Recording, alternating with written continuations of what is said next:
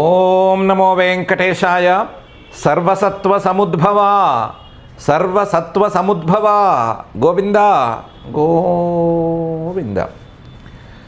సించస్యహో స్వకరుణారసమంబుధారా వ్యాజేన భూమిపటలే హితసస్యవృద్ధిం సించాద్యమానసతటీం తవ భావధారా పుంజేన భూరి కరుణామృత వర్షణేన అని ఘనడంబర గమనాంబుద వసనాంబర ఇవ సుందరుడైన శ్రీనివాస పరమాత్మని భక్తిగా మనసులో భావించుకుంటూ శ్రీశుకుల వారు ఉపదేశం చేసిన శ్రీమద్భాగవత మహాగ్రంథం యొక్క అధ్యయన కార్యక్రమాన్ని మనం ప్రారంభించుకుందాం. యథాప్రకారం ప్రార్థనా శ్లోకాలను చదువుకుని మంగళాచరణం చేసుకుందాము. శ్రీ గణేశ ప్రార్థన. నమామి దేవం గణనాథమీశం విఘ్నేశ్వరం విఘ్న వినాశదక్షం భక్తార్తిహం భక్త విమోక్షదీక్షం విద్యాప్రదం వేదనిదానమాద్యం. శ్రీగురు ప్రార్థన. గురుర్బ్రహ్మా గురుర్విష్ణు గురుర్దేవో మహేశ్వర గురుస్సాక్షాత్ పరం బ్రహ్మ తస్మై శ్రీగురవే నమః. శ్రీనివాస ప్రార్థన. సంప్రాప్తిహేతు తపసే సంసృతేస్తాపసాయ చ సంపూజ్యమాస తపసే శ్రీనివాసాయ తే నమః. అథ సంకల్పః అస్మాకం ఉపాత్త సమస్త దురిత క్షయ ద్వారా బుద్ధిశుద్ధ్యర్థం విద్యాభివృద్ధ్యర్థం భక్తిజ్ఞాన వైరాగ్యాది తదనుకూల సర్వసంపత్సమృద్ధ్యర్థం శ్రీ పరమేశ్వర ప్రీత్యర్థం శ్రీమద్భాగవత పాఠం కరిష్యామహే. అస్య శ్రీమద్భాగవత స్తోత్ర మహామంత్రస్య నారద ఋషి బృహతి ఛందః శ్రీకృష్ణ పరమాత్మా దేవత బ్రహ్మబీజం భక్తిశక్తి జ్ఞానవైరాగ్యే కీలకం. అస్మాకం శ్రీమద్భగవత్ప్రసాద సిద్ధ్యర్థే పాఠే వినియోగః. ధ్యానం నారాయణాఖిల గుణాకరగేహ నీపం వ్యాసప్రసూతశుకశౌనకవాక్యదీపం సద్భక్తిభావభయమర్దనమంత్రజాపం మార్గం సమాశ్రయత భాగవతం ప్రతీపం. శ్రీ గురుభ్యో నమః. 19వ అధ్యాయంలో శ్రీకృష్ణుడు దావాగ్నిపానం చేసి గోపాలకుల్ని అందరినీ రక్షించాడు, పిల్లలందరినీ రక్షించాడు అనేటువంటి విషయాన్ని చెప్పారు.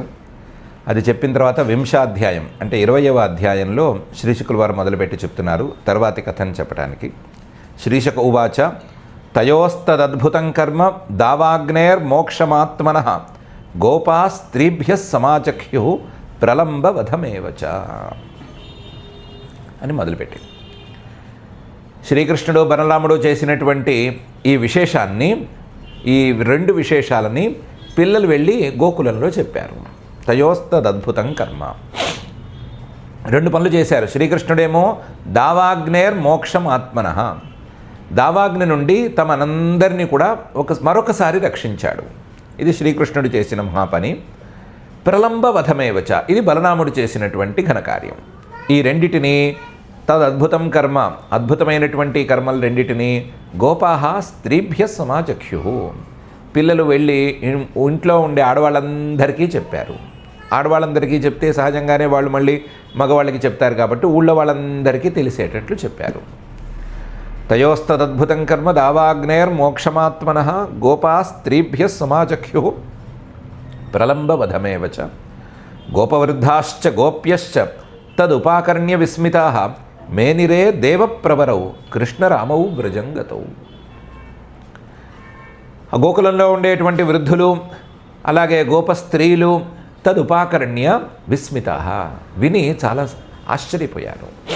ఆశ్చర్యపోయి మీరంటున్నట్టు వీళ్ళు ఒట్టి దేవతలు అనిపించట్లేదురా, మీరేదో దేవతలేమో అంటున్నారు కానీ మాకు దేవతలేమో అనిపించట్లేదు. మేనిరే దేవ ప్రవరవు, దేవతల్లో కల్లా శ్రేష్ఠుడే వచ్చాడేమో, దేవతల్లో కల్లా వీళ్ళిద్దరూ శ్రేష్ఠులేమో, ఆ పరమాత్మ యొక్క అవతారాలేమో అని అన్నారు, అనుకున్నారు కూడాను. కృష్ణరామవు వ్రజంగతవు, శ్రీకృష్ణుడు బలరాముడు వీళ్ళిద్దరూ దేవతలలో కల్లా శ్రేష్ఠులు లేదా పరమాత్మ యొక్క రూపాలు, వీళ్ళిద్దరూ మన గోకులానికి వచ్చారు అనేటువంటి అభిప్రాయానికి వాళ్ళు కూడా వచ్చారు. వాళ్ళు పెద్దవాళ్ళు కాబట్టి కాస్తంత ఎక్కువ ఆలోచించారు. పిల్లలేదో దేవుళ్ళు అంతవరకే నమ్మారు. గోపవృద్ధాశ్చ గోప్యశ్చ తదుపాకర్ణ్య విస్మితాః మేనిరే దేవప్రవరౌ కృష్ణరామౌ బ్రజంగతౌ అని శ్రీశుకుల వారు చెప్తున్నారు. నిజానికి కొంతమంది ఈ 2 శ్లోకాలు ప్రక్షిప్త శ్లోకాలు అంటారు. ఇది మూలంలో లేదు, ఎవరో పెట్టారంటారు. ఎవరో పెట్టారో లేకపోతే మూలంలో ఉందో, సంఖ్య దగ్గర చిన్నపాటి తేడాలు ఉండటం ఇంత పెద్ద పుస్తకంలో సహజం కదా. కాబట్టి ఈ 2 శ్లోకాలు ఎలా ఉన్నా, ఇక మీద 22 శ్లోకాలలో వర్ష ఋతువు వర్ణనం, అందులోనూ వర్షాకాలం తాలూకు వర్ణనం, ప్రావృట్ అంటారు సంస్కృతంలోనూ. ఆ ప్రావృట్ తాలూకు వర్ణనం అనేది చేసుకుంటూ వచ్చారు. తతః ప్రావర్తత ప్రావృట్ సర్వసత్వ సముద్భవ విద్యోతమాన పరిధి విస్ఫూర్జిత నభస్థల. వేసవికాలం పూర్తయింది. ఈ ఆటలతోనూ పాటలతోనూ ఈ మహిమలతోనూ పూర్తయిపోయింది. పూర్తయిపోయిన తర్వాత తతః ప్రావర్తత ప్రావృట్, వర్షాకాలం మొదలైంది. వర్షాకాలం సర్వసత్వ సముద్భవ, కొత్త కొత్త మొక్కలు పుట్టడానికి, కొత్త కొత్త మొలకలు వేయటానికి చాలా అనువైనటువంటి కాలం. సర్వసత్వ సముద్భవ, కొత్త కొత్త మొలకలు పుట్టడానికి, కొత్త కొత్త చెట్లు మొలవటానికి, లేదా ఉన్న చెట్లు చక్కగా బాగా నీళ్లను పీల్చుకోవటానికి అనువైన కాలం కాబట్టి సర్వసత్వ సముద్భవ, ప్రాణులన్నిటికీ కూడా చాలా ప్రధానమైనటువంటిది, జీవనాన్ని ఇచ్చేటువంటి కాలము. మొక్కలు లేదా చెట్లు లేదా సస్యాలు ఇవన్నీ బాగా పెరిగితేనే కదా ఉన్న ప్రాణులు ఏమైనా తినటానికి వీలుంటుంది. కాబట్టి సర్వసత్వ సముద్భవ, ప్రాణులన్నిటికీ కూడా జీవనాన్ని ఇచ్చేటువంటి కాలం ఇది. కొత్త కొత్త మొలకల్ని పుట్టించేటువంటి కాలం, అలాగే ఉన్న ప్రాణులకి జీవనాన్ని అందించేటువంటి కాలం. ఈ సర్వసత్వ సముద్భవమైన కాలం మొదలైంది. విద్యోతమాన పరిధి, ఆ వర్షాకాలం వస్తుంటేనే ఎక్కడో దూరంగా ఉండేటువంటి ఆకాశపు అంచులు ఏదో ఇలా జిగేల్ జిగేల్ జిగేల్మని మెరుస్తూ ఉంటాయి. దూరంగానే మబ్బులు, ఆ మబ్బులు వచ్చే మబ్బులు మెరుపుల్ని మెరిపిస్తూ, ఎక్కడో ఆకాశపు అంచుల్లోనే మెరుపుల్ని మెరిపిస్తూ అందంగా ఈ కాలం ప్రారంభమవుతుంది. విద్యోతమాన పరిధి విస్ఫూర్జిత నభస్థల, ఆ మబ్బులు కనుక ఇంకా దగ్గరకు వచ్చేస్తే అబ్బో మన నెత్తి మీద ఉండే ఆకాశమే, కళ్ళెత్తి పైకి చూస్తే కనిపించే ఆకాశమే వెలుగులతో నిండిపోయి కనిపిస్తుంది, లేదా శబ్దాలతో నిండిపోయి కనిపిస్తుంది. అబ్బో చాలా హడావిడిగా ఉంటుంది. ఆ హడావిడిగా ఉండేటువంటి కాలం మొదలైంది. తతః ప్రావర్తత ప్రావృట్ సర్వసత్వ సముద్భవ విద్యోతమాన పరిధి విస్ఫూర్జిత నభస్థల అని ప్రారంభిస్తున్నారు. పై శ్లోకాల్లో శ్రీశుకుల వారు లేదా వ్యాస మహర్షి గారు ఒక కొత్త పద్ధతి తీసుకొచ్చి పెట్టారు. ఈ అన్ని శ్లోకాల్లోనూ పైన మనం చెప్పుకున్న 20 చిల్లర శ్లోకాల్లో వర్షాకాలం వర్ణన, వర్షాకాలంలో ఏదో ఒక అంశం తాలూకు వర్ణన, ఆ వర్ణనతో పాటుగా మనకి ఉపయోగించే, మనం తెలుసుకోవలసిన లేదా మనం మార్చుకోవలసిన ఏదైనా ఒక కొత్త తీరు గురించి ఒక చిన్నపాటి దృష్టాంతం, దాంతో కలిపి ఈ వర్షాకాలంలో ఉండేటువంటి అంశం తాలూకు వర్ణన అనే విధంలో నడిపారు. అది ఎందుకు నడిపారు అనేది మనం గనక టైం తీసుకుంటే చక్కగా చెప్పుకోవచ్చు. ప్రాథమికంగా ఇది ఒక కావ్యం. కావ్యం అంటే శ్లోకాలు లేదా ఏదైనా కొన్ని గద్యాలు పద్యాలు వీటితో నడిచేటువంటి వ్యవహారం ఉపదేశ గ్రంథం. ఈ కావ్యం తాలూకు ప్రయోజనాల్ని మమ్మటుడు కావ్య ప్రకాశనంలో చాలా చక్కగా చెప్పాడు అనే ఒప్పుకోవాలి. ఆయన చెప్పిన దాని ప్రకారం కావ్యం యశసే అర్థకృతే వ్యవహార విదే శివేతరక్షతయే సద్య పరనిర్వృతయే కాంతా సంమితతయా ఉపదేశయుజే అని ఉంది. ఏదైనా ఒక కావ్యం అనేది మొదలైతే ఆ కావ్యంలో ఇద్దరుంటారు మనుషులు. అంటే కావ్యం రాసినవాడు ఒక ఆయన అయితే కావ్యాన్ని చదివేటువంటి పాఠకుడు లేదా వినేటువంటి శ్రోత ఇద్దరుంటారు. ఈ ఇద్దరికీ ప్రయోజనాలను చేకూర్చేది కావ్యం. అందులో రాసిన వాడికి యశసే, కీర్తిని తెచ్చిపెడుతుంది కావ్యం. అలాగే రాసిన వాడికి వాడైనా అంకితాలు అవి ఇచ్చుకుంటే ఎవరైనా కాస్త దానికి సహాయం చేస్తే అర్థకృతే, ధనాన్ని కూడా చేకూరుస్తుంది. కావ్యం యశసే అర్థకృతే. కానీ వినేవాడికి వ్యవహార విదే, వినేవాడికి శబ్దార్థాలని ఎలా కూర్చాలి, ఏ అర్థంలో ఏ శబ్దాన్ని ఎంత అందంగా మనం కూర్చి చెప్పచ్చు, ఎంత మృదువుగా చెప్పచ్చు, లేదా ఎంత ఎఫెక్టివ్గా చెప్పచ్చు అనేటువంటి విషయాన్ని తెలియచేస్తుంది వ్యవహార విధేయం. ఇది చాలా చిన్న ప్రయోజనం అనుకోవాలి. శివేతర క్షతయే, ఆ కావ్యంలో ఉండేటువంటి వస్తువు గనక భగవంతుడి తాలూకు రూపమైతే, ఏదైనా ఒక దేవతా రూపమో భక్తికో జ్ఞానానికో సంబంధించింది అయితే చదివే వాళ్ళకి శివేతరాలు అంటే అమంగళాలు ఏమైనా ఉంటే అవన్నీ పోతాయి. నిజానికి రాసిన వాళ్ళకు కూడా పోతాయి. ఇలా అమంగళాలు ఏవో ఉంటే మయూరుడు లాంటి కొంతమంది కవులు వాళ్ళకి ఏవో రోగాలు ఉంటే ఆ రోగాలని పోగొట్టుకోవటానికి శతకాలు రాశారు అని అంటారు. అది శివేతర క్షతయే. విన్నవాళ్ళకు కూడా అలాంటి ప్రయోజనాలు తప్పకుండా కలుగుతాయి. శివేతర క్షతయే. ఇది కాక రాసిన వాడికి విన్నవాడికి ఇద్దరికీ కూడా సద్య పర నిర్వృతయే. ఒక కావ్య శ్రవణం ద్వారా కావ్యం గనక బాగా అర్థమైతే, అలాంటి ఎస్థెటిక్ సెన్స్ అనేది గనక నిజంగా ఉంటే ఒక అలౌకికమైన ఆనందం కలుగుతుంది. సద్య పర నిర్వృతి. ఆ అలౌకికమైన ఆనందం ఏదో ఆస్తులుంటేనో లేకపోతే మరొకటి ఉంటేనో ఏదో ఒకటి లాభం ఉంటేనో కలిగే ఆనందం కాదు. ఇది కేవలం ఆ శబ్దార్థ సంపర్కం వలన వచ్చే అందమైన విషయాల్ని అందమైన శబ్దాలతో వినటం వలన వచ్చేటువంటి అలౌకికమైన ఆనందం. దీనికోసం కూడా కావ్యం అనేది కావాలి. ఇది రాసేవాడికి చదివేవాడికి ఇద్దరికీ ఉంటుంది. ఇది కాక కాంతా సంమితతయా ఉపదేశయుజే. కావ్యం అనేది నిజానికి సమాజానికి కావాలి. సమాజంలో మంచి చెడు చెప్పటానికి, మంచి అనే వైపు ప్రోత్సహించడానికి, చెడు వైపు నుంచి సమాజంలో ఉండేటువంటి వ్యక్తుల్ని బయటికి లాగేయటానికి, సమాజాన్ని చెడు నుంచి బయటికి లాగటానికి మాటలు కావాలి, శబ్దాలు కావాలి. ఆ శబ్దాలు ఎల్లప్పుడూ ఆజ్ఞారూపంగా ఉంటే వినేవాళ్ళు వినొచ్చు, వినకపోవచ్చు. నువ్వు ఇలా ఉండో అని ఆజ్ఞగా చెప్తే కొన్నిసార్లు ధిక్కరించాలి అనే కోరిక వినేవాళ్ళలో కలుగుతుంది. అది మనుషుల్లో ఉండేటువంటి విచిత్ర ప్రవృత్తులలో ఒక రకం. అది మంచి చెప్తే ధిక్కరించటం, చెడు వద్దని చెప్తే ఎందుకు అని అడగటం అనే స్వభావం సమాజంలో ఉంటుంది. అలాంటి సమాజంలోని వ్యక్తులకి, అందరికీ ఉన్నా లేకపోయినా కొందరికైనా ఖచ్చితంగా ఉంటుంది, కొందరిలో అయితే ఇదే స్వభావం ఉంటుంది. అలాంటి వాళ్ళకి కాస్త నచ్చ చెప్తున్నట్లుగా గనక ఉంటే కాంతా సంమితతయా. ఎంత నచ్చ చెప్పడం అంటే, ఒక ప్రియురాలు భార్యే, ఆ ప్రియురాలు ప్రియమైన భార్య గనక చెవిలో నిదానంగా చాలా మృదువైన మాటలతో చాలా అనుకూలంగా మాట్లాడి, పాజిటివ్గా మాట్లాడి, పాజిటివ్ థింకింగ్ని మనసులో ఏర్పడేటట్లుగా మాట్లాడి, పాజిటివ్ థింకింగ్ని కలిగించేటట్లుగా మాట్లాడి గనక చెప్తే వాళ్ళు విన్నట్లుగా, ఈ కావ్యం ద్వారా గనక ఇలాంటి విషయాల్ని అంటే మంచి చెడు లాంటి విషయాల్ని గనక చెప్తే తొందరగా ఎక్కించుకుంటారు. ఆ ఉపదేశం బాగా నాటుకుంటుంది, మనసులో నాటుకుంటుంది. సహజంగానే కావ్యానికి ఏదో ఒక కథని తప్పనిసరిగా ఎంచుకుంటారు.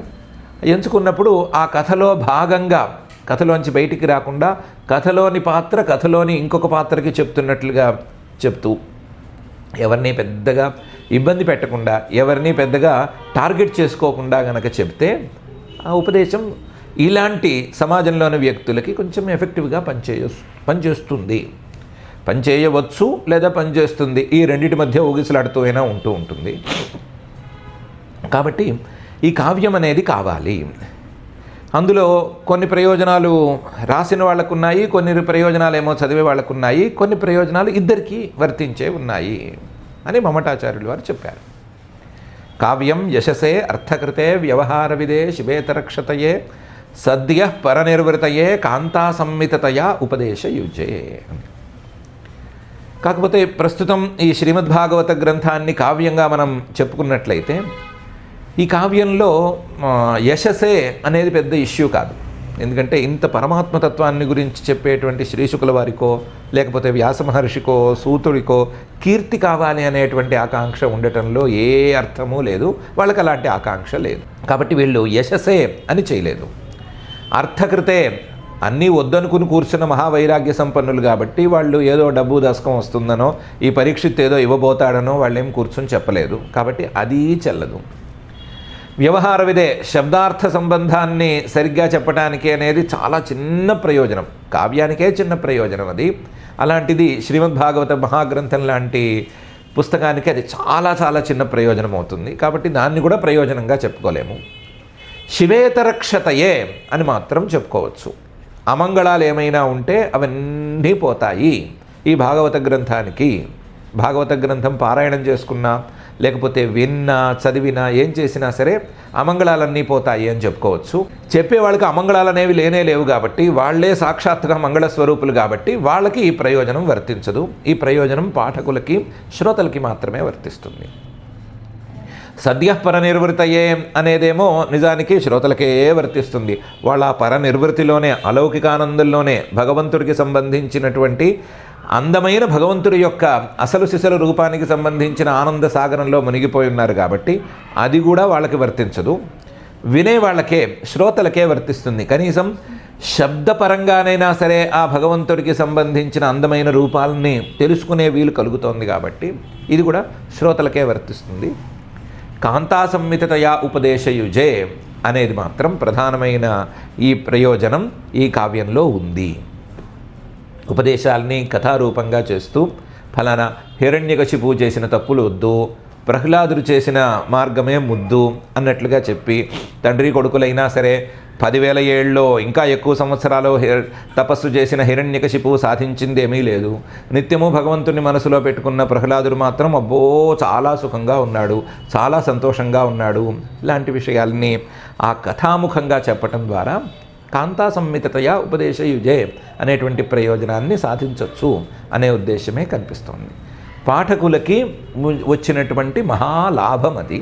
కథల ద్వారా, కథల రూపంలో, కథలలో ఉండేటువంటి పాత్రల రూపంలో కొన్ని మంచి చెడులను చెప్పడానికి ఈ గ్రంథాన్ని వాళ్ళు చక్కగా వాడుకున్నారు. శ్రోతలకు కూడా ఆ ప్రయోజనం అనేది ఉంది. అయితే ఆ ప్రయోజనం అలాంటి కథారూపాలని చెప్పినప్పుడు సరిగ్గా అంటకపోవచ్చు, పూర్తిగా మన చేతుల్లో ఉండకపోవచ్చు. ఎందుకంటే వేర్వేరు అంశాల మీదకి దృష్టి వెళుతుంది. వేర్వేరు అంశాల మీదకి దృష్టి వెళ్ళి ప్రహ్లాదుడి యొక్క చరిత్రలో అతి ప్రధానమైన అంశం ఏంటి, ఆ తాత్పర్యం ఎక్కడుంది, అక్కడే మన మనసు నిలపాలి. మిగతా చిన్న చిన్న విషయాలు ఇవన్నీ అక్కర్లేదు. ఆయన చెప్పిన వైరాగ్యం మనకు పట్టనే పట్టదు, అసలు ప్రహ్లాదుడికి వైరాగ్యం ఉందనే మాటే ఎక్కదు అనే పరిస్థితి వస్తుంది. కొన్ని సందర్భాల్లో ఆ పాత్రలో ఉండేటువంటి ఉత్తమ గుణాలు మనల్ని బాగా ఆకర్షించి ఆ పాత్ర చెప్పదలుచుకున్న విషయాలన్నీ కూడా మనల్ని చేరకపోవచ్చు. అలాంటి పరిస్థితి కూడా ఉంటుంది. రాసేటప్పుడే లేదా చెప్పేటప్పుడే ఆ విషయం చెప్పేవాళ్ళకి తెలిసిపోతుంది. కాబట్టి ఏమైనా మంచి చెడు చెప్పాలి అంటే ప్రత్యేకించి ఏదైనా కొత్త దారి ఎంచుకునే చెప్పాలి. మంచి చెడు కాంతా సంహితయా ఉపదేశయుజే, చాలా మృదువుగా ఉపదేశం చేయాలి అంటే కనుక దాన్ని కొత్త దారి ఎంచుకునే చెప్పాలి. కొత్త దారి ఎంచుకుని చెప్తేనే పాఠకులకి బాగా ఆ విషయాలు బాగా ఎక్కుతాయి అనే అభిప్రాయం ఇక్కడ కూడా ఉంది. ఈ గ్రంథంలో సద్యః పరనిర్వృతి ఒకటి, అలాగే శివేతరక్షతి ఒకటి, అలాగే కాంతా సంహితయా ఉపదేశయుజే అనేటువంటి ప్రయోజనము బాగా స్పష్టంగా ఉన్నాయి. అందులో ఆ కాంతా సంహితయా ఉపదేశయుజే అనేటువంటి అంశాన్ని బాగా వాడుకోవటం కోసం ఈ ప్రావరుడ్ వర్ణనం అనేటువంటి అంశాన్ని శ్రీశుకుల వారి తెర మీదకి తీసుకొచ్చారు. ఇందులో ఒక్కొక్క శ్లోకంలోనూ ఏదో ఒక ఉపమానం చెప్పడం, ఉపమానం కొన్ని శ్లోకాల్లో స్పష్టంగా చెప్పడం, కొన్ని శ్లోకాల్లో స్పష్టంగా చెప్పకుండా అస్పష్టంగా వదిలేసేయటం. ఆ ఉపమానం ద్వారా మనం చేయవలసిన విధి ఏదో మనకి కాస్తంత తెలిసి రావటం, లేదా చేయకూడని పని ఇది అని కాస్త తెలిసి రావటం. ఇది కాకుండా, ఈ రెండు కాకుండా మనం తెలుసుకోవలసినటువంటి ప్రధానమైన విషయాలు ఏమైనా ఉంటే అవి కూడా కాస్తంత తెలియరావటం అనేటువంటి ప్రయోజనాల్ని సాధించదలుచుకుని పై గ్రంథాన్ని ప్రారంభిస్తున్నారు. మనం మళ్ళీ కావ్యప్రకాశపు తాలూకు కావ్య ప్రయోజనాల నుంచి బయటకు వచ్చి మళ్ళీ శ్రీమద్భాగవత గ్రంథంలోని ప్రావరుడ్ వర్ణనంలోకి వచ్చేసాము. సాంద్ర నీలాంబుదైర్వ్యోమ సవిద్యుత్ స్తనయుత్నుభి అస్పష్ట జ్యోతిరాచ్ఛన్నం బ్రహ్మేవ సగుణం బభౌ. వర్షాకాలం వచ్చింది. వర్షాకాలంలో నల్లటి మబ్బులు కమ్ముకున్నాయి. సాంద్ర నీల అంబుదై, ఆ మబ్బులు ఆకాశం మొత్తాన్ని కప్పేశాయి. సాంద్ర నీలాంబుదైర్వ్యోమ ఆచ్ఛన్నం, మొత్తం ఏదో నల్లటి దుప్పటి కప్పేసినట్టుగా ఆకాశం అంతా మీ మేఘాలు పరుచుకుని ఉన్నాయి. సవిద్యుత్ స్తనయుత్నుభి, ఇక మీద ఏమైనా కనిపించాలన్నా, ఇక మీద ఏమైనా వినిపించాలన్నా అది ఆకాశం తాలూకు వ్యవహారం కాదు, అది మొత్తం మబ్బుల తాలూకు వ్యవహారమే కనిపించాలి, మబ్బుల తాలూకు శబ్దమే వినిపించాలి. మబ్బుల ద్వారా వచ్చేటువంటి విద్యుత్తులు, మెరుపులు అవే కనిపించాలి, ఆ మబ్బులు చేసేటువంటి ఉరుములు, శబ్దాలు అవే వినిపించాలి. సవిద్యుత్ స్తనయుత్నుభి. నిజానికి ఈ మబ్బులు ఎంత ఆకాశంలోనూ, మబ్బులు ఇంత, ఆకాశం ఎంత, చాలా పెద్ద ఆకాశం. ఆ ఆకాశంలో, పెద్ద ఆకాశంలో ఎన్ని వేల కోట్ల నక్షత్రాలు, ఎన్ని వేల కోట్ల వెలుగులీనేటువంటి గ్రహాలు ఉన్నాయి. కానీ అవేవి ఈ మబ్బుల ధాటికి కనిపించడం లేదు. అస్పష్ట జ్యోతి, అవేమి కనిపించట్లా. ఈ మబ్బుల్లో ఉండేటువంటి అప్పుడప్పుడు వచ్చే మెరుపులు తప్ప ఆకాశంలో ఉండే అసంఖ్యాకమైనటువంటి నక్షత్రాలు కనిపించడం లేదు. అస్పష్ట జ్యోతి ఆచ్ఛన్నం, మొత్తం కమ్మేసుకుపోయింది. ఇందులో ఏమీ డౌట్ ఏం లేదు కదా. మబ్బులు, నల్లటి మబ్బులు ఆకాశం అంతా పరుచుకున్నాయి. ఆ మబ్బుల్లో అక్కడక్కడ మెరుపులు వస్తున్నాయి, అక్కడక్కడ ఉరుముల శబ్దాలు వినిపిస్తున్నాయి. ఆ మబ్బుల వెనకాల ఉండేటువంటి నక్షత్రాల వెలుగులో జిలుగు జిలుగుమంటూ కూడా కనిపించడం లేదు. ఆ నక్షత్రాల వెలుగు ఎంత పెద్దదో మనకు అనవసరము, కానీ వాటి తాలూకు కనీసపు ఆనవాళ్ళు కూడా ఇప్పుడు కనిపించడం లేదు. ఎలా ఉందంటే ఈ పరిస్థితి, బ్రహ్మేవ సగుణం బభౌ. గుణాలతో కప్పబడినటువంటి పరమాత్మ స్వరూపం ఎలా ఉంటుందో అలా ఉంది. గుణాలతో గనక పరమాత్మ స్వరూపం కప్పబడి ఉంటే ఆ పరమాత్మ స్వరూపం తాలూకు అఖండ చైతన్యం అనుభవంలోకి రాదు, కనిపించదు. అస్పష్ట జ్యోతి, అది మొత్తం గుణై ఆచ్ఛన్నం, ఈ గుణాలతో కప్పబడిపోయి ఉంటుంది. గుణాలతో కప్పబడిపోయి ఆ చైతన్యం స్ఫూర్తి లేనటువంటి పరమాత్మ యొక్క ఒక రూపం వ్యవహారంలోకి వస్తుంది. చైతన్య స్ఫూర్తి లేని పరమాత్మ స్వరూపాన్ని ఎలా మనం అర్థం చేసుకోగలము అంటే ప్రాథమిక దశలో జీవుడు అని అర్థం చేసుకోవచ్చు. జీవుడు, చైతన్య స్ఫూర్తి సరిగ్గా లేని పరమాత్మ యొక్క రూపం అంటే జీవుడు. ఈ జీవుడికి ఏంటి, ఎప్పుడో కళ్ళో ముక్కో మరొకటో ఇంద్రియం పనిచేసినప్పుడు ఏదో జ్ఞానం కలుగుతుంది కదా. ఆ జ్ఞానం లాంటి జ్ఞానం ఇది నిజానికి అఖండ చైతన్యం ముందు లెక్కలేనటువంటి జ్ఞానం. ఆ జ్ఞానం లాంటి జ్ఞానం ఏదో చిన్న చిన్న ముక్కల్లాంటి జ్ఞానం ఏదో వ్యవహారంలోకి వస్తుంది. ఆ మాత్రంతో అబో నేను మిగతా ప్రాణుల కంటే లేదా మిగతా వస్తువుల కంటే నేను చాలా విలక్షణమైన వాడిని అని జీవుడికి అనుభవం కలుగుతుంది. ఎలాగైతే మబ్బుల్లో ఉండేటువంటి మెరుపులు తాత్కాలికంగా అప్పుడప్పుడు వచ్చే మెరుపులు ఏవో వెలుగుల్ని ఇలా పంచుతూ ఉంటాయో, అలాగే జీవుడిలో అప్పుడప్పుడు వచ్చేటువంటి ఈ ఇంద్రియాల వల్ల లేదా మిగతా వాటి వల్ల కలిగేటువంటి జ్ఞానాలు నేను కూడా చైతన్యం ఉన్నవాడినే అనే స్ఫూర్తిని కలిగిస్తూ ఉంటాయి. ఇది బ్రహ్మేవ సగుణం బభౌ అనేదానికి సరిగ్గా సరిపోతుంది.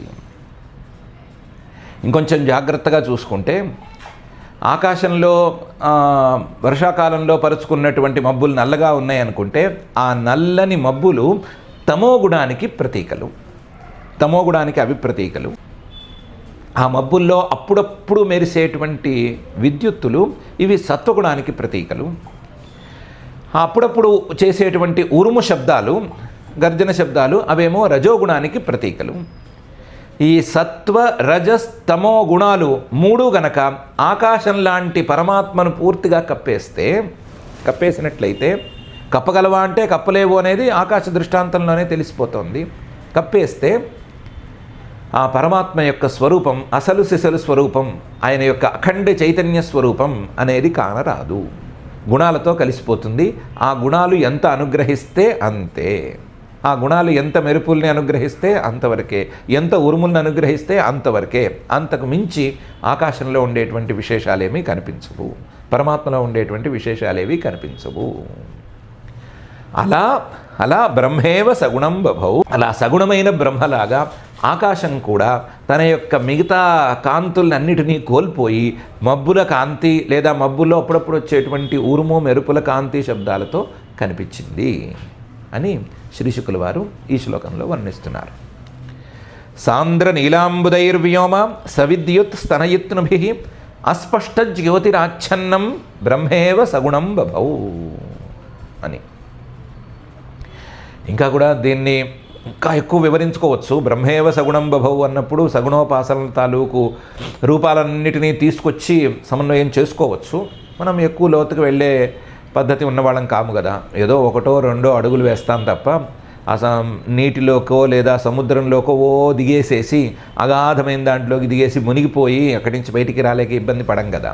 ఏదో 2 అడుగులు వేసి అలా బయటకు వచ్చేస్తూ ఉంటాం కదా ప్రతి శ్లోకంలోనూ. అలాగే ఒక్క అడుగు వేసి బ్రహ్మేవ సగుణం బభౌ జీవరూపం అనేంతవరకు అర్థం పెట్టుకుని మనం బయటకు వచ్చేస్తున్నాం.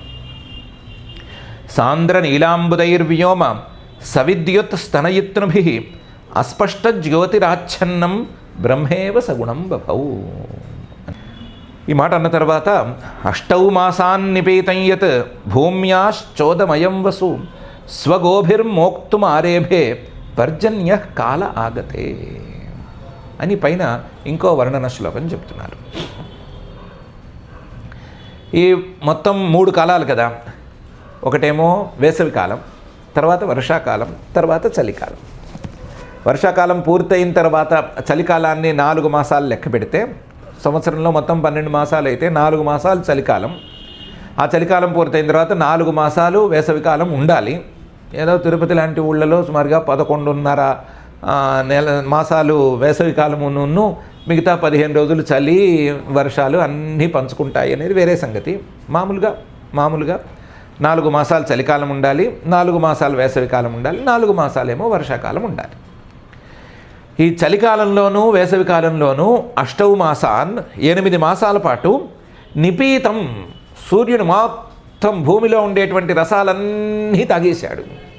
భూమ్యాశ్చ ఉదమయం వసు భూమిలో ఉండేటువంటి సంపదలని, నీళ్లు అనేటువంటి సంపదలని, రసాలను అన్నిటినీ తాగేశాడు. వేసవికాలంలో అయితే ఒక స్ట్రా పెట్టుకుని పీల్చేసినట్టు పీల్చేశాడు. భూమ్యాశ్చోదమయం వసు. అంత మాత్రాన పాపం ఆయనేమి చెడ్డవాడు కాడు, చాలా మంచివాడు. స్వగోభిర్మోక్తుమారేభే తన కిరణాలతో వాటిని తాగాడు. మళ్ళీ తన కిరణాలనే సహాయకులుగా చేసుకుని తన కిరణాల సహాయంతోనే కిరణాలు వాటి తాలూకు ప్రక్రియలు వీటన్నిటినీ సహాయంగా చేసుకుని ఈ మేఘాల రూపంలో వాటిని విడిచిపెట్టేస్తున్నాడు. తాను పీల్చినటువంటి ఆ రసాల్ని మళ్ళీ తానే విడిచిపెట్టేస్తున్నాడు. స్వగోభి మోక్తుమారేభే. ఎవరు? పర్జన్య. ఇంతకుముందు సూర్యుడిగా వ్యవహరించిన, ఇప్పుడు మబ్బుగా వ్యవహరిస్తున్నటువంటి ఆ సూర్యుడు ఈ పని చేస్తున్నాడు. కాల ఆగతే, కాలం వచ్చింది కాబట్టి ఈ పని చేస్తున్నాడు అని చెప్తున్నారు. అష్టౌ మాసాన్ నిపీతం యత్ భూమ్యాశ్చోదమయం వసు స్వగోభిర్మోక్తుమారేభే పర్జన్య కాల ఆగతే అనే ఈ శ్లోకంలో. ఇందులో ఏముంది అని అనిపిస్తుంది. కానీ ఏంటంటే సాక్షాత్తుగా ఉపమాలంకారాన్ని ఇందులో వాడలేదు. కానీ సమాసోక్తి అని ఒక చిన్న అలంకారం ఉంది. చిన్న కాదు, మంచి అలంకారం అది. ఆ అలంకారపు ఛాయల్ని కొన్ని ఇక్కడ పెట్టారు. ఆ సమాసోక్తి, ఆ శ్లోకాలు, లక్షణాలు మనకొద్దు. అలంకారంలోకి వెళితే మనకి అస్సలు తెమలదు. సమాసోక్తిలో ఉండేటువంటి విశేషం ఏంటంటే, ఏదో ప్రస్తుతం మనకు కావాల్సిన విషయం ఏదో నడుస్తూ ఉంటే ఈ మాటలను వింటే మనకెందుకో లీలగా మనసులో ఏదో ఒక చిత్రం కదలాడుతూ ఉంటుంది. చిత్రం కదలాడుతుంది. ఈ కదలాడే చిత్రానికి ఇప్పుడు వాచ్యంగా శబ్దార్థంగా ఉండేటువంటి అర్థానికి ఏదో ఒక చిన్న పోలిక ఉంటుంది. ఆ పోలిక వల్ల ఈ శబ్దార్థానికి మంచి విలువ వస్తుంది. అలా విలువ వస్తే దాని పేరు సమాసోక్తి. లక్షణం జోలికి వెళ్లకుండా సమాసోక్తిని అర్థం చేసుకోవచ్చు. దీని ప్రకారం ఈ వ్యవహారం మొత్తాన్ని చూస్తే ఏదో జీరలాడుతోంది. కొంచెం లోపల ఏదో ఒక కథలా కదలాడుతోంది. ఒక రాజుగారు, ఆ రాజుగారు తీవ్రంగా పన్నులు వసూలు చేసేశాడు. 8 నెలల పాటు బాగా పన్నులు వసూలు చేశాడు. పన్నులు వసూలు చేసి కాల ఆగతే, ఏదో ప్రజలకి కావలసిన పనులు చేయవలసిన కాలం వస్తూనే మొత్తం తాను వసూలు చేసిన పన్నులన్నిటినీ చక్కగా వాడి ప్రజలకే మళ్ళీ ఉపకారం చేశాడు. స్వగోభిర్మోక్తుమారేభే. ఆ పనులన్నిటినీ ఏం చేశాడు? జాగ్రత్తగా ఒక చోట దాచాడు, భూషాణంలో దాచాడు. తాను వాడుకోలేదు, పాడు చేయలేదు, వాటన్నిటిని ఎక్కడెక్కడో పెట్టేసి విసిరేసి అలా పాడు చేయలేదు, తన భోగాలకి వాడుకోలేదు. దాన్ని అట్టిపెట్టాడు. అట్టిపెట్టి ప్రజలకి కావలసి వచ్చినప్పుడు మళ్ళీ వాటిని వాడాడు. ప్రజలకి ఏమైనా ఉపకారాలు చేయవలసి వచ్చినప్పుడు, తుఫాన్లు వచ్చినప్పుడు, మరొకటి వచ్చినప్పుడు, న్యాచురల్గా కానీ ఇంకో రకంగా కానీ ఏమైనా కెలామిటీస్ లాంటివి వచ్చినప్పుడు వాళ్ళని కాపాడటం ఎట్లా? డబ్బులు ఎక్కడి నుంచి పుట్టుకొస్తాయి? సాధనాలు ఎక్కడి నుంచి పుట్టుకొస్తాయి? అందువల్ల రాజులు ఏం చేయాలి? పన్నులు వసూలు చేసి వాటిని అట్టిపెట్టి జాగ్రత్తగా అవసరమైనప్పుడు వాడుతూ ఉండాలి. అవసరం ఎప్పుడు వస్తుంది? కాలం ఆగితే ఎప్పుడో దాని కాలంలో వస్తుంది. దానికోసం జాగ్రత్తగా పరిపాలన చేయాలి. అలాగే ఈ సూర్యుడు కూడా ఆ కాలం వచ్చేంత వరకు పన్నుల్లాగా తీసుకున్నాడు, పన్నుల్లాగా ఈ నీటిని తీసుకున్నాడు. కాలం వచ్చేసరికి మళ్ళీ అవసరమైనప్పుడు వదిలిపెట్టాలి కదా. ఏం చేసుకుంటాడు? ఆయనేమి ఈ నీటిని తాగి ఆయనేం కూర్చోలేడు, ఆయనేం చల్లబడక్కర్లేదు, ఆయనేం చల్లబరుచుకోక్కర్లేదు. కాబట్టి మళ్ళీ మోక్తు మారేభే అనేటువంటి భావం కదలాడుతోంది, జీరగా ఉంది. ఇంకా చెప్పాలంటే సమాసోక్తిలో ఆ విశేషణాల తాలూకు బలంతో స్పష్టంగా మనకు తెలియాలి. ఉపోఢరాగేణ విలోల తారకం అని మంచి పద్యం ఉంది. ఆ పద్యంలో అయితే విశేషణాల ప్రభావంతో మనకి ఆ అర్థం అలా జీరలాడుతుంది, సరిగ్గా వెళుతుంది. ఇక్కడ అంత విశేషణ ప్రభావంతో కదలాడటం లేదు. కొంచెం ఆలోచిస్తే ఒక రాజుగారు, ఆ రాజుగారి పన్నులు వసూలు చేయటం, మళ్ళీ సకాలంలో ప్రజలకు కావాల్సినటువంటి ఉపయోగించే కార్యక్రమాలు చేయటం అనే విషయం తెలుస్తోంది. అలా ఆ రాజుగారిలాగా సూర్యుడు కూడా పనిచేశాడు. అంతే తప్ప సూర్యుడు 8 మాసాలు ఇంట్లో భూమిలో ఉండేటువంటి రసాలన్నిటినీ తాగేసి భూమికి ఏమీ అపకారం చేయలేదు. అపకారం కాదు, ఇది ఉపకారమే అనేటువంటి భావం వస్తుంది. దానివల్ల వాచ్యార్థానికి కొంచెం బరువు పెరుగుతోంది. బరువు పెరగడంతో పాటుగా మన కావ్య ప్రయోజనమైనటువంటి కాంతా సంహితతయా ఉపదేశయుజే అనేటువంటి అర్థం కూడా వస్తుంది. రాజులు ఎప్పుడూ సరే ప్రజల దగ్గర నుంచి పన్నుల్ని వసూలు చేయాలి, చేయకుండా ఉండకూడదు. వైవరాన్ని ఇచ్చేసేసాము లేదా పన్ను ఈసారి కట్టక్కర్లేదు అని చెప్పామంటే వాళ్ళేం మంచి పాలకులు అనుకోక్కర్లేదు.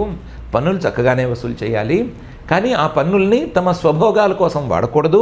కేవలం ప్రజోపయోగమైన కార్యక్రమాల కోసమే మళ్ళీ వాటిని వాడాలి. అది కూడా సకాలంలో వాడాలి. ప్రజోపయోగం అనే దాన్ని నిర్ణయించుకోవాలి, నిర్ణయించుకుని దాని ప్రకారం చేయాలి అనేటువంటి మంచి కూడా ఇందులో కనిపిస్తోంది. మేము రాజులం కాము కదా, మాకెందుకు ఈ ఉపదేశం, రాజులు ఎవరైనా ఉంటే వాళ్ళకి చెప్పుకోండి అని అనకూడదు. దీన్ని వినే వాళ్ళలో రాజులు కూడా పాలకులు కూడా ఉండాలి. నంబర్ 1. అర్థశాస్త్రం ప్రకారం అయితే ప్రతి ఇంటి యజమాని లేదా ప్రతి వ్యక్తి తన వ్యవహారానికి తానే రాజు కాబట్టి తన వ్యవహారాల్లో కూడా ఈ న్యాయాన్ని వర్తింపజేసుకోవచ్చు అనేటువంటి ఉపదేశం ఇందులో ఉంది. ఇంతకు మించి మనం లోతుల్లోకి వెళ్ళొద్దు, ఇంతకు మించి దీన్ని వివరించుకోవద్దు. 8 మాసాన్ నిపీతం యత్ భూమ్యాశ్చోదమయం వసు స్వగోభిర్మోక్తుమారేభే పర్జన్య కాల ఆగతే అనే ఈ శ్లోకాన్ని ఇంతవరకే చెప్పుకుని ఊరుకుందాం. నిజానికి ఈ శ్లోకం అంత స్పష్టంగా లేదు, మనం చెప్పుకున్నటువంటి భావనలో క్లియర్గా లేదు. కానీ కాళిదాస మహాకవి గారు దీన్ని కొంచెం బాగా రిఫైన్ చేసి, లేకపోతే ఈ భావాన్ని చాలా స్పష్టంగా తన శ్లోకంలో చెప్పాడు. ప్రజానామేవ భూత్యర్థం సతాభ్యో బలిమగ్రహీత్ సహస్రగుణముత్సృష్టం ఆదత్తేహి రసం రవి అని రఘువంశం శ్లోకం దిలీప మహారాజు గారిని వర్ణించే శ్లోకం ఇది. ఆ దిలీప మహారాజు గారు ప్రజల సంపదల కోసం వాళ్ళ దగ్గర నుంచి పన్నులు తీసుకున్నాడు, మళ్ళీ సకాలంలో వాళ్ళకి తిరిగి ఇవ్వటానికి. ఎలాగైతే సూర్యుడు సకాలంలో మళ్ళీ వర్షంలాగా నీటిని ఇవ్వటానికి, అందులో తాను తీసుకున్న నీటిని 1000 చేసి మళ్ళీ భూమికి ఇవ్వటానికి ఎలాగైతే నీటిని తీసుకుంటాడో అలాగే పన్నులు ఆయన తీసుకునేవాడు. పన్నులు తీసుకునేవాడు, సకాలంలో వాళ్ళకు ఉపకారం చేసేవాడు అని ఆయన కొంచెం క్లియర్గా వర్ణించి చెప్పాడు. శ్రీశుకుల వారు అంత క్లియర్గా చెప్పట్లేదు, ఇంకో రకంగా చెప్తున్నారు. అయితే ఆయనదేమో రాజుగారి వైపు నుంచి వర్ణన కాబట్టి, సూర్యుడి వైపు నుంచి వర్ణన కాబట్టి అది ఆ రకంగా వెళ్ళింది. ఇది సూర్యుడి వైపు నుంచి వర్ణన కాదు, ఇది వర్షాకాలం వైపు నుంచి వర్ణన కాబట్టి ఈ రకంగా వెళ్ళాలి, వేరే దారి లేదు. 8 మాసాన్ నిపీతం యత్ భూమ్యాశ్చోదమయం వసు స్వగోభిర్మోక్తుమారేభే పర్జన్య కాల ఆగతే. ఈ రోజుకి ఇక్కడతో ఆపుకుందాము. రేపటికి ఇంకొంచెం శ్లోకాలు ఉన్నాయి, అవన్నీ నిదానంగానే చెప్పుకుందాము. ఎందుకు తొందరగా ఆపుతున్నావు అనే ప్రశ్న మాత్రం వేయకుండా ఇక్కడికి ఆపుకుందాము అనుకుంటే పోన్లే ఈ రోజుకి వదిలేస్తాము అని అనుకుంటే శ్రోతలు సౌకర్యంగానే ఉంటుంది. కాబట్టి ఇక్కడికి ఆపుకుందాము. ఈ మంచి విషయాల్ని తెలుసుకునేందుకు అవకాశం కలిగిస్తున్న శ్రీ శుకుల వారికి నిజంగా మనం కృతజ్ఞతలు చెప్పుకోవాలి. మంచి వర్ణనలతో మంచి విషయాల్ని చెప్పడం అనేది చాలా కష్టమైన కలయిక. అందులోనూ వేదాంత ప్రధానంగాను భగవతత్వ ప్రధానంగాను ఉండేటువంటి పుస్తకాల్లో అది చెప్పడం చాలా చాలా కష్టం. అయినా సరే కుదుర్చుకుని మరీ ఆయన ఓపికగా ఈ విషయం చెప్తున్నారు. కాబట్టి మనం కూడా ఓపికగా నిదానంగానే ఈ విషయాలని చక్కగానే అధ్యయనం చేసుకుందాము, అందులోంచి మంచి తీసుకుందాము. అలాగే చెడు ఏమైనా ఉంటే అందులోంచి బయటకు వచ్చేటువంటి దారి కూడా చూసుకుందాము. మనందరినీ అలాంటి సన్మార్గంలో నడపవలసిందిగా ఆ ఘనడంబర గగనాంబుద వసనాంబర ఇవ సుందరుడైనటువంటి శ్రీనివాస పరమాత్మని భక్తిగా ప్రార్థించుకుందాము. క్షమా ప్రార్థనలను చెప్పుకుని ఈ రోజుకి ఇక్కడికి ఆపుకుందాము. అథ క్షమా ప్రార్థన. యదక్షరపదభ్రష్టం మాత్రాహీనం చ యద్భవేత్ తత్సర్వం క్షమ్యతాం దేవ నారాయణ నమోస్తుతే. అథ భగవత్సమర్పణం కాయేన వాచా మనసేంద్రియైర్వా బుద్ధ్యాత్మనా వా ప్రకృతే స్వభావాత్ కరోమి యద్యత్ సకలం పరస్మై నారాయణాయేతి సమర్పయామి. అథ లోకక్షేమ ప్రార్థనా. సర్వే భవంతు సుఖినః, సర్వే సంతు నిరామయాః, సర్వే భద్రాణి పశ్యంతు, మా కశ్చిద్ దుఃఖభాగ్ భవేత్. అథ మంగళం శ్రియః కాంతాయ కళ్యాణ నిధయే నిధయేర్థినాం. శ్రీవేంకటనివాసాయ శ్రీనివాసాయ మంగళం.